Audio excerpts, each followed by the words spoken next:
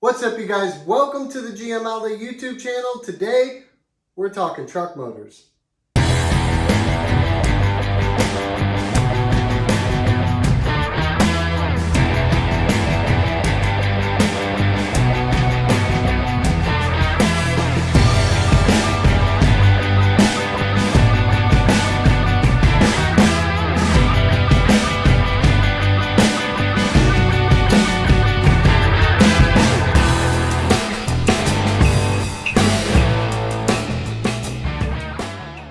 Thank you guys for tuning in. I really appreciate it. Just to let you guys know, this is not going to be your typical episode. As you can see, we're in front of a dry erase board. Typically, what you're going to see on this channel, if you're new or if you're not subscribed, you're going to see LS-based projects and customer cars, customer trucks, just a lot of really cool LS stuff. So this is a little bit of a different episode, but it's a lot of really good information that I know you guys can use. Especially for the guys that are wanting to buy a donor vehicle for their project. So they want to buy something with an LS already in it, something they can remove with everything they need from the donor vehicle and put it in their project car. So the whole idea for this episode is to get you guys tuned in on truck motors, which are LS motors. There's a big argument on whether a truck motor is an LS motor, and it is. I'll say it is 1,000 times. And the reason why is because of this argument killer right here. We will get into that at the end of the episode and squash that argument.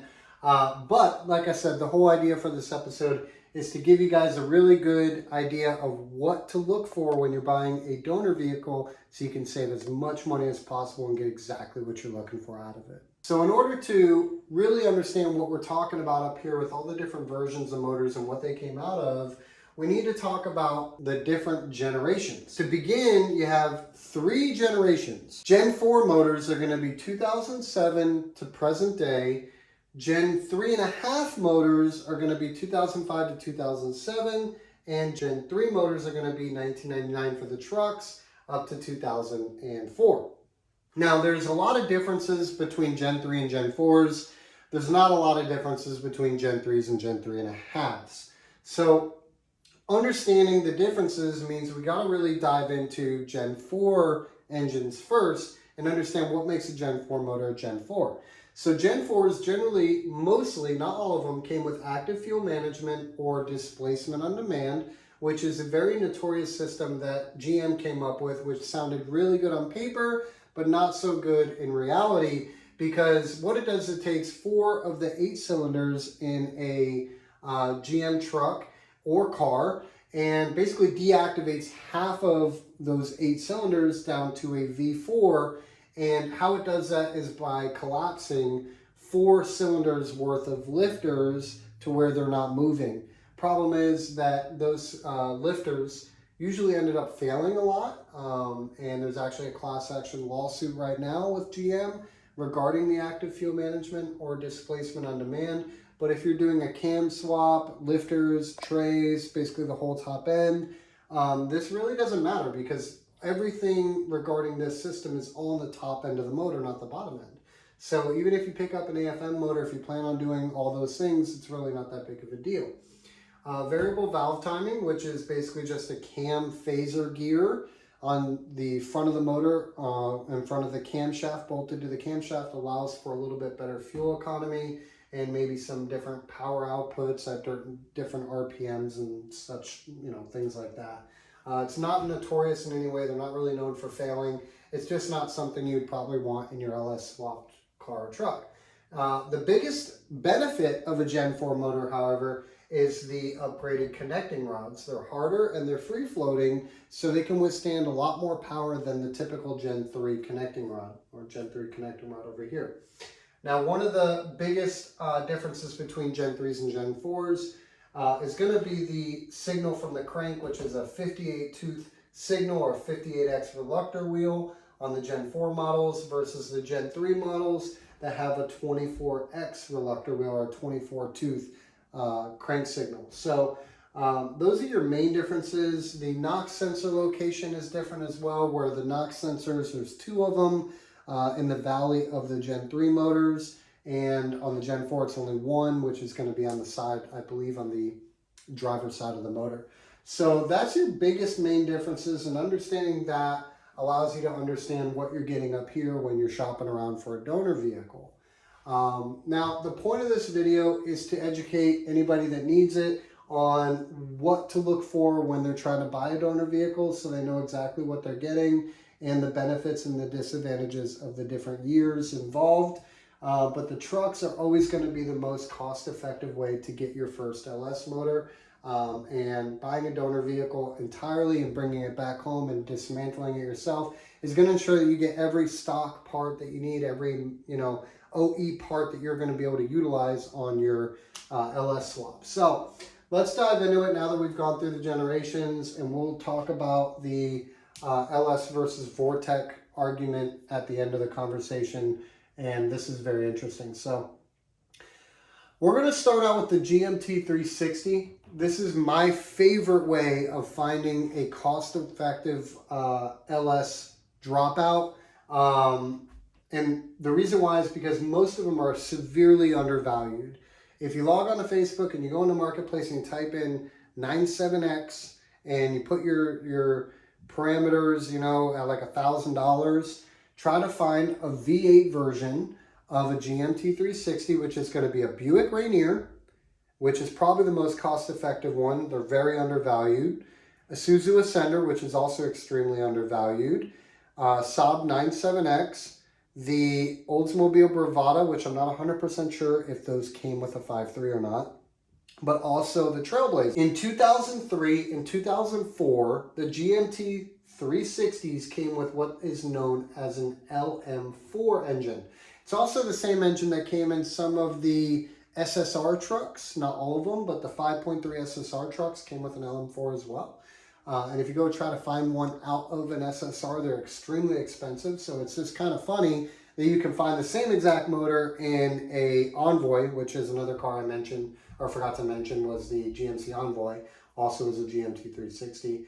But you can find an 0304, you can find an LM4, which is an aluminum 5.3 liter 4L60E package. And I bought those as low as, I think $400 was the cheapest I paid for a running driving example. So keep your eyes peeled for those because it's a really, really, really good setup. It's a pure V8. There's no active fuel management. There's no variable valve timing. It's just a pure aluminum V8 with a 4L60. So it's a great package. Now, something to keep in mind and something to know when you're buying that vehicle is that the dipstick tube on the LM4 is not placed into the block like most LS motors. It's actually placed into the oil pan, which is a front sump oil pan. So if you're sitting in the driver's seat, the oil pan, the sump part of it is actually all the way in the front of the motor and usually has a differential bolted to the oil pan on the driver's side. So it's kind of a pain in the butt to pull it, but once you've done it once or twice, it's actually really easy. So they did come rear-wheel drive as well, like the Isuzu Ascender. Those came rear-wheel drive. The Trailblazers came rear-wheel drive sometimes. So there's a lot of different applications to buy them. But either way, for a 5.3, aluminum 5.3 and a 4L60E package, you can find them pretty dang cheap on Marketplace. So that is the year that I recommend for the GMT 360 because you can find a really good price. All V8, just a pure V8 engine. Just a great setup, LM4 setup out of a GMT 360. You have in 05 and 06, I would watch out for these, not in a good way. I would try to stay away from them because the LH6 is a Gen 4 motor that they started using in 2005. It's not a Gen 3.5, it's a Gen 4 motor, but here's where it gets tricky, is that it's a Gen 4 motor, meaning that the harness is a Gen 4 harness, but the computer runs on a 24X reluctor wheel system. So it's really weird in the sense that it uses the crank signal from Gen 3 motors, but it's actually a Gen 4 motor. So it has that different, knock sensor. It has a Gen 4 harness. All the connections are Gen 4. But for some reason, for 05 and 06, they utilized a 24X reluctor wheel. So it's a very complicated system in the sense that everything you're looking at is Gen 4, has active fuel management like a Gen 4 motor. I don't believe it came with variable valve timing, but but it does come with the upgraded rods, but it did not come with the 58X reluctor wheel. So it's a really, really weird setup. I would highly recommend staying away from those. And it's funny, I'll see these for sale with the lifter failure, of course, because active fuel management. You'll see them for sale for like $1,500. It's like, oh, it just needs a lifter or it needs a new motor. Yeah, but you can the only motor you can put in those things to replace the motor in those cars is a 0506 LH6 motor. So stay away from them. And of course, the third option here is an LS2, which is the Trailblazer SS motor or the Saab 97X Aero. And just buying one of those as a donor car is kind of stupid in my opinion, because I would not want an LS2. I'd rather, if I'm going to buy a 6-liter, I'm going to want one with rec port heads. The Gen 4 6-liters, for the most part, all came with rec port heads. The Gen 3 6-liters came with cathedral port heads. The rec port heads, they were really good upgrades, and they came in the Gen 4 6-liters and Gen 4 6.2s. They did not come in all the Gen 4 6-liters, and the LS2 is a good example of that, where it's a Gen 4 motor. I think it did share a 24X reluctor wheel at some point, but I could be wrong. But it's a Gen 4 motor, 6-liter, and it came with cathedral port heads. So not all 6-liters in the Gen 4 setups came with rec port heads. So keep that in mind. But the aluminum ones mostly didn't, and I'll jump into that in a minute. So the GMT 360, my #1 pick by far for finding a cost-effective donor vehicle. 2003 to 2004 specifically will get you a pure V8 aluminum 5.3. Definitely keep your eyes peeled for one of those if you're in the market for a 5.3-liter 4L60E combo. Now we're going to jump down to the vans, because the vans are very unique, and they're probably the second most cost-effective way to get a LS swap in your hands for the cheap. So we're going to separate these by Gen 3 and Gen 4s. You will find 4.8s, you will find 5.3s, you will find 6-liters. Those are the three that you're going to find, and we have 1, 2, 3, 4, 5, 6, 7, 8, 9 different versions of those between the two generations. The LM7 and the L59 are both Gen 3 5.3 liters, and any Gen 3 motor you can find in a Gen 3.5. You just need an 0506 again. So LM7, L59, iron block 5.3s, Gen 3 motors, and then the LQ4 and the LR4. The LQ4 is a Gen 3 6-liter, and the LR4 is a Gen 3 4.8-liter. Now that leaves us with Gen 4 stuff, which it gets really interesting. Actually, I really enjoy this part here, because the L96 and the LY6 are both Gen 4 iron block 6-liters, which when you compare them apples for apples on paper to an LS3, a 6.2, they're not very far off. They're 0.2 liters smaller in displacement, and that's about it. They come with the same rec port heads as an LS3. They're 6-liter, not 6.2, but when you throw a big cam in it, you get big power. So I love these motors a lot. And what's very interesting about these two motors, well, actually just the LY6 and the LR4 is that, or sorry, the LY2, is that the LY2 is a Gen 4 4.8, the LY6 is a Gen 4 6-liter, and the 25 and 3500 vans, both of these were available in 08 and 09 with the 4L80 transmission, not a 4L60, a 4L80.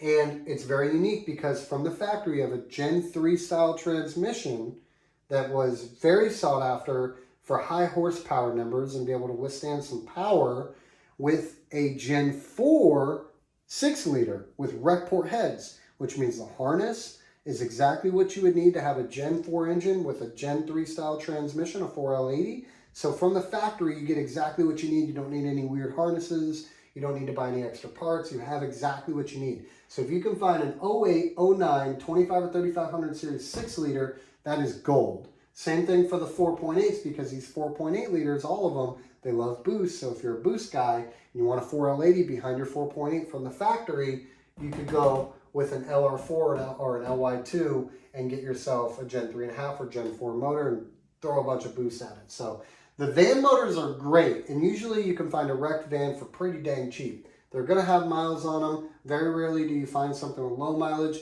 but for an example, I found an L20, which is a Gen 4 4.8 with a 6L90 behind it with 40-something thousand miles on it. And I got that delivered to my house for like, I don't know, it was like $1,800 or something like that. It was dumb cheap, 2016 Express van. No miles on it, been sitting for about 4 years. So I got a really good deal on that and brought it home and pulled it and sold the drivetrain.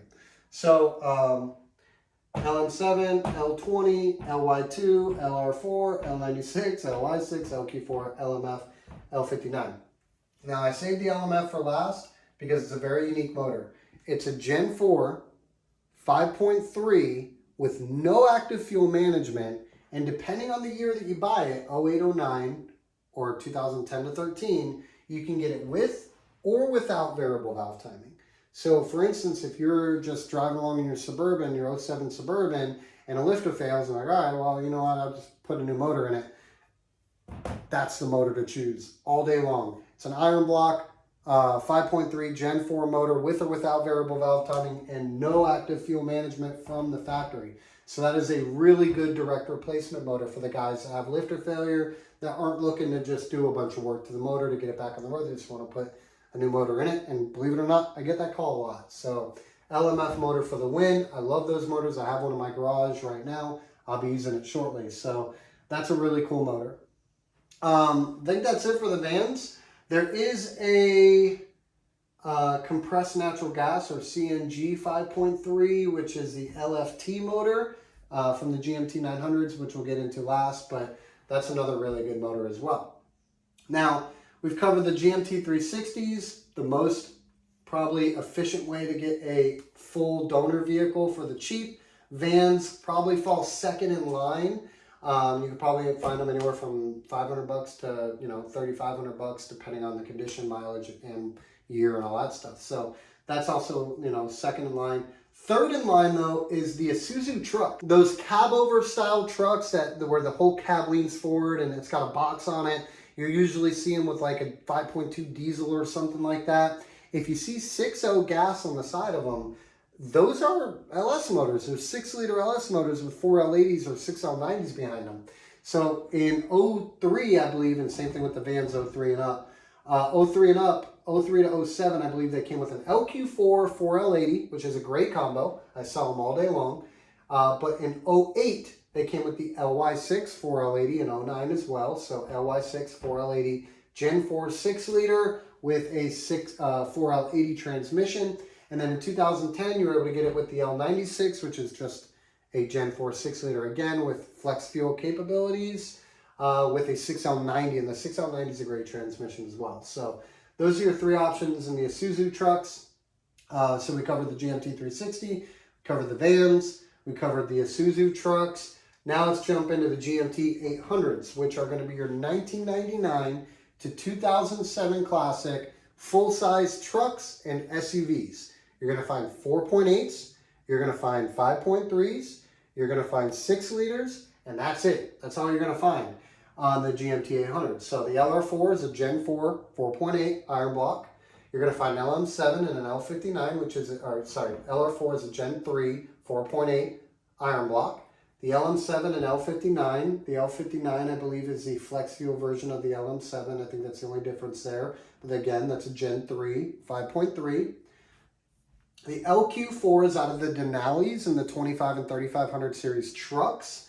Those are great motors, usually paired with a 4L65 4x4 setup. Now the butter for the 6-liters in the Gen 3 setups is the LQ9. LQ9 came with flat top pistons versus the LQ4 that came with dome-shaped pistons. So it's a little bit more compression on the motor and about 30 or 40 more horsepower than the LQ4. Those you can find in Escalades. You can find those in 2005 and 2006 Sierra Denali's. And you can also find them in the more expensive Silverado SS. I don't recommend trying to find that as a donor vehicle because they're fairly expensive. But the Escalades seem to be the most capable or the most comparable ones. Now, in 2006, because the LQ9s and the LQ4s and the and the SUVs all came all-wheel drive or 4x4 setup, except in 2006. In 2006, you could find an LQ9 out of a Escalade with a rear-wheel drive setup, and it's like the holy grail for the LQ9 setup from the factory because it's a rear-wheel drive setup, and it's pretty rare. LQ4, again, grade 6 liter, but you have the LQ9 as a much better version. Now, that leaves the L33, and I left that for last on purpose because that's a high output 5.3. It's basically a Gen 3.5 only motor. It only came in the 05, 06, and 07 Classic extended cab pickups, 4x4 only. So if you're buying an L33 truck, you're looking for VIN B as in boy, and that'll indicate that it's an L33. It's basically a Gen 3.5 aluminum 5.3 with 243 heads, which are the same heads as the LS2, and they came with flat top pistons, so higher compression. It's just like the LQ9 over the LQ4. It's the L33 over the L59. It's an aluminum 5.3. I know the LQ9 isn't, but the L33 is an aluminum 5.3. Good heads, flat top pistons, and Gen 4 rods. So that's a really good sought after motor, but you can also build an L33 out of an L86 or an LC9 or even an LM4. You just need, the right parts to delete the right stuff. So those cover the GMT 800. The only thing we have left to really talk about for the truck stuff is the GMT 900, and there are 15 engines here. 15, which is nuts. So when I get a phone call, I get a text, or I get an email, or I get a message on Facebook, and guys like, hey, I'm looking for a 5.3.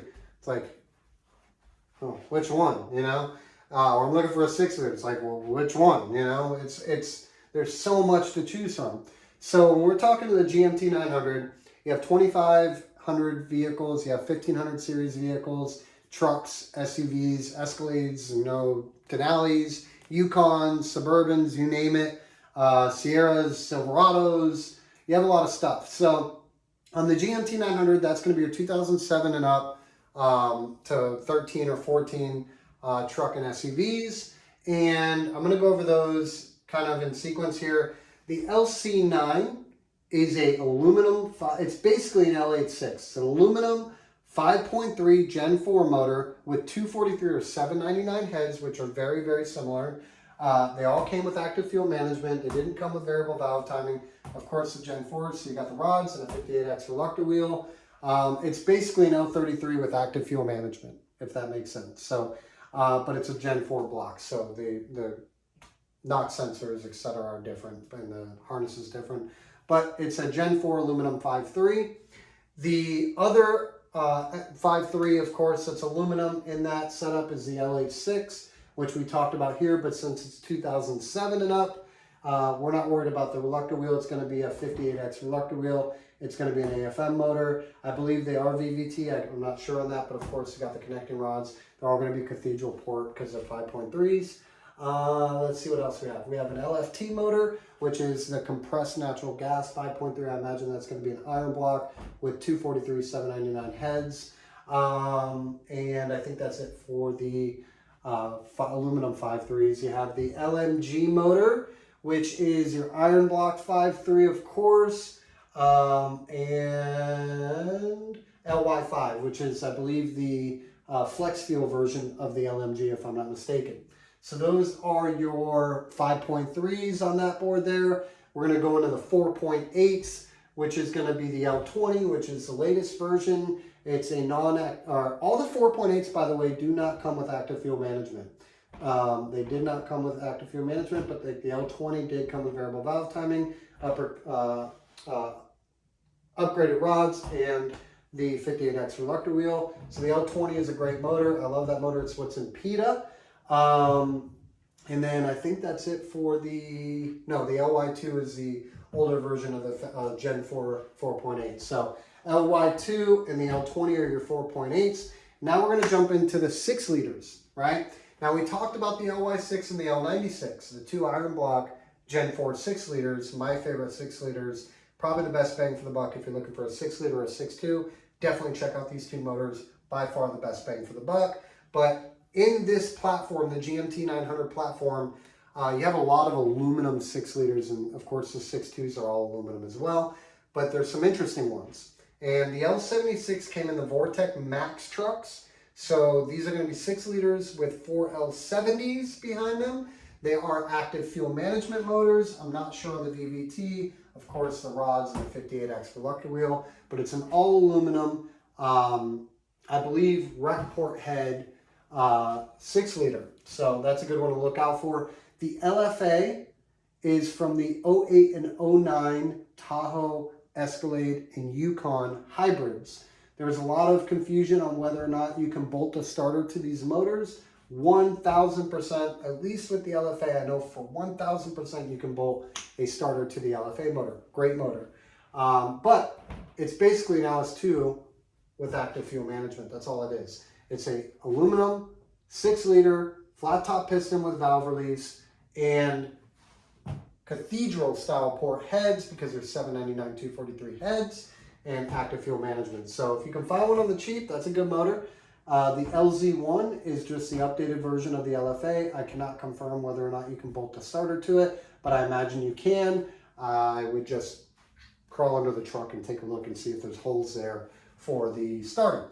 The L96 we already talked about. The LY6 we already talked about. Those are going to be in the 2500 and 3500 series trucks and SUVs like a Suburban 2500. Again, 2007 Suburban 2500. You're going to get a 4L80 with it, so keep that in mind, 2007, 2008. LY6, L96, we talked about that. Now we're going to jump into the 6.2 liters. Everybody wants an LS3. That's what I'm told. I want an LS3. I want an LS3. Well, look at the L92 and the L9H. The L9H were available, I think, in like 2010 Escalades and 2010 Silverados, and I think even the 2009 Tahoe, 1 year only option. You're able to get an L9H 6.2 liter. Now the L92, same thing. They're very, very similar where they did not come with active fuel management, but they did come with variable valve timing. So that's what you have there. The L92 and the L9H 6.2 aluminum motors with rec port heads. Those are found again in Escalades, Denali's, and Silverados. You just got to look at it. I'm not sure on the VIN code for that, but you can look that up. Now the L94, here's where people get crazy. They're like, oh, I'm just going to go buy an Escalade motor. But they pick up a 2010 Escalade and they come to find out that it has AFM. So keep in mind, 2008, 2009, 2007 are the good years if you're buying a truck motor 6.2. So that's that. I think they're 400 horsepower if I'm not mistaken. And then the L94 is basically the same exact thing, but has active fuel management. So I think that covers everything. There are aluminum 5.3s out there. There's aluminum 6 liters, aluminum 6.2s, 4.8s. I mean, I say there's 20 different versions of motors on the board here. So I hope that helps you guys narrow down something for a donor vehicle. Again, I really recommend the GMT 360 or the vans. I think those are great bang for the buck options, and I hope that that helps you guys. Now, to squash the argument from a lot of people on the internet whether a Vortec motor is an LS motor. When people are talking LS motor, they're talking about the first two characters on the designation code for that engine. Right here I wrote LS4. The LS4 came out of the Monte Carlo SSs and the Impala SSs. They are front-wheel drive LS motors, but nonetheless, they are LS motors, LS4 motors. Now, the LC9 is a truck motor from the GMT 900s, right? They are both Gen 4 motors. They're both aluminum 5.3s. They both have active fuel management. They both have flat top pistons, and they both have 243 799 heads, and they both have 5.8 or 58X reluctor wheel. Where's the difference? Where's the difference? I don't see a difference. So how is a Vortec motor not an LS motor? I hope this information helped you guys. I really appreciate you guys watching. If you're new, please subscribe. If you are subscribed, I really appreciate it. We just hit 300 subscribers on the YouTube channel. If you're not following us on Facebook, I really encourage you guys to do that. Go check us out on Facebook. There's a lot of customer reviews, a lot of cool stuff going on over there. I post a lot of different videos over there as well. So feel free to check us out on Facebook as the GM Outlet. And as far as something else I want to tell you guys about, right here. So we are making t-shirts, and my wife is killing it making these t-shirts. So I highly recommend, if you guys are looking for t-shirts for events or for your shop or what have you, send me an email, the gmoutlet at gmail.com, or hit me up on Facebook, or even drop a comment below.